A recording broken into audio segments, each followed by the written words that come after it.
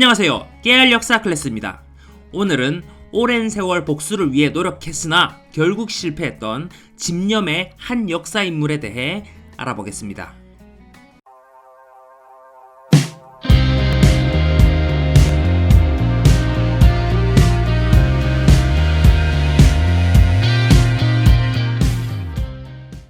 열 번 찍어 안 넘어가는 나무 없다는 속담이 있죠. 무던히 노력하면 이루고자 하는 바를 언젠가는 이룰 수 있다는 말입니다. 그러나 속담은 진리가 아닙니다. 아무리 노력해도 해내지 못하는 경우가 있죠. 여기에 그런 삶을 살았던 한 남자가 있습니다. 그의 이름은 부여아신, 바로 백제의 17대 왕 아신왕입니다. 아신왕의 증조할아버지는 근초고왕입니다. 4세기 백제의 전성기를 이루었던 인물이죠.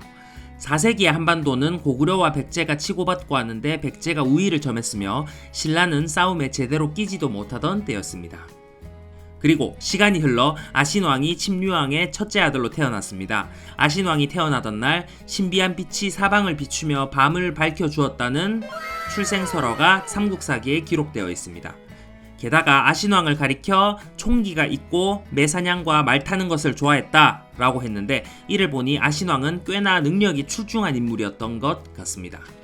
침류왕이 죽은 후 아신이 너무 어려 진사왕이 왕이 되었다가 진사왕 사후 392년 아신왕이 왕위에 오릅니다. 그런데 이것은 무슨 운명의 장난일까요? 아신왕이 즉위하기 한 해 전 고구려에서는 그 유명한 광개토 대왕이 왕이 되어 있었습니다. 소수리무왕 대해에 고구려와 백제는 세력 균형이 맞춰졌으며 광개토 대왕 때부터는 서서히 고구려 쪽으로 기울고 있었습니다. 그리고 진사왕이 죽기 직전 해에 광개토 대왕은 백제를 공격하여 석현성, 관미성 등 10여 성을 빼앗은 상태였습니다. 이러한 상황에서 아신왕은 고구려의 위협을 극복하기 위해 노력했죠. 광개토 대왕은 아신왕의 인생 최대 라이벌이었던 것입니다. 그러나 불행하게도 그 라이벌은 한반도 역사상 최강의 정복왕이었습니다. 물론 광개토 대왕은 아신왕이 라이벌이라고 생각하지 않았겠지만요. 393년 아신왕은 석현성과 관미성을 되찾기 위해 공격했습니다. 하지만 실패했죠. 내가 졌다.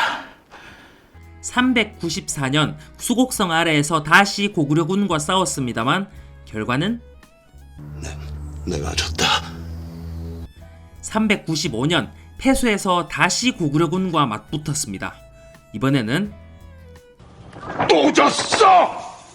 결국 396년 눈엣가시 같은 백제를 정리하기 위해 광개토 대왕은 직접 군사를 이끌고 백제를 향해 진격했습니다. 그리고 수도를 비롯한 수십 개의 성을 함락시키고 아신왕에게 항복 선언까지 받아냅니다. 아신왕은 직접 광개토 대왕 앞에 무릎을 꿇고 영원히 노객이 되겠습니다 라고 했답니다. 그렇게 싹싹 빌게. 우주야! 네가 개가 되라면 내 개가 된다!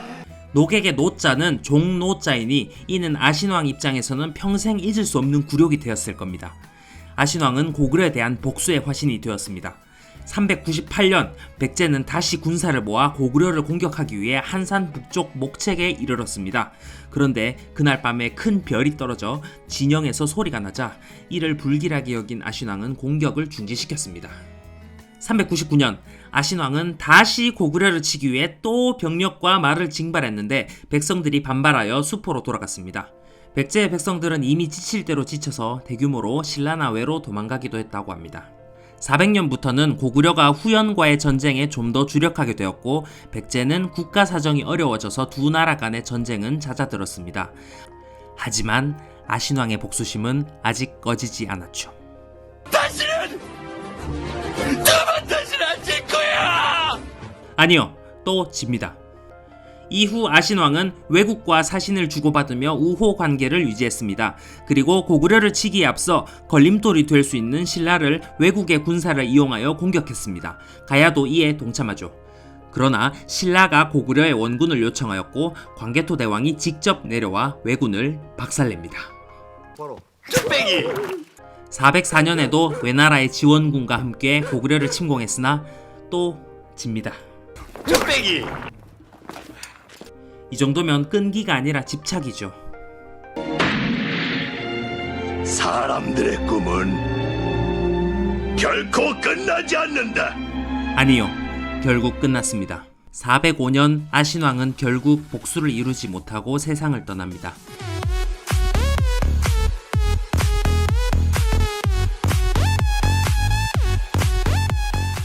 아신왕의 나이가 아직 젊었던 것을 생각하면 그는 정쟁 속에서 시해당한 것으로 추측됩니다.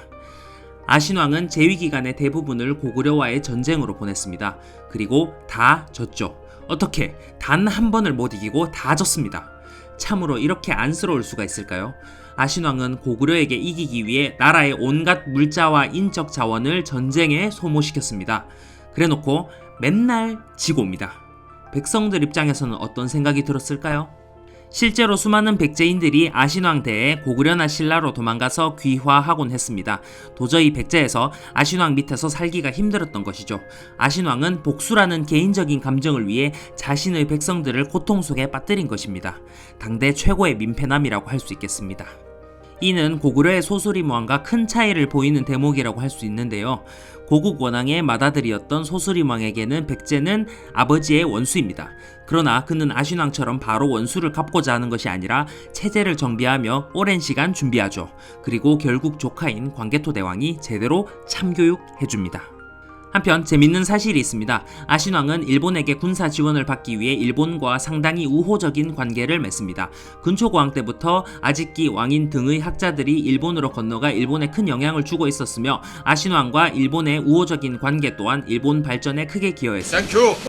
맨날 지면서도 죽을 때까지 포기하지 않는 아신왕의 집념은 인정합니다. 그러나 그 개인적인 감정으로 인해 끼친 수많은 민폐를 생각하면 결국 칭찬할 만한 부분은 아닌 것 같네요. 이후 백제는 100여 년 동안 빼앗긴 한강 유역을 되찾지 못하다가 신라와 동맹을 맺고 고구려를 공격하여 비로소 수복하게 됩니다. 물론 다시 신라에게 뒤통수 맞고 빼앗기게 되지만요. 우리는 아신왕을 통해 큰 교훈을 얻을 수 있습니다. 속담 믿지마. 인생은 실전이야. 오늘은 광개토대왕의 최대 피해자 아신왕에 대해 알아보았습니다. 영상이 유익했다면 좋아요와 구독 부탁드리겠습니다. 끼어클이었습니다.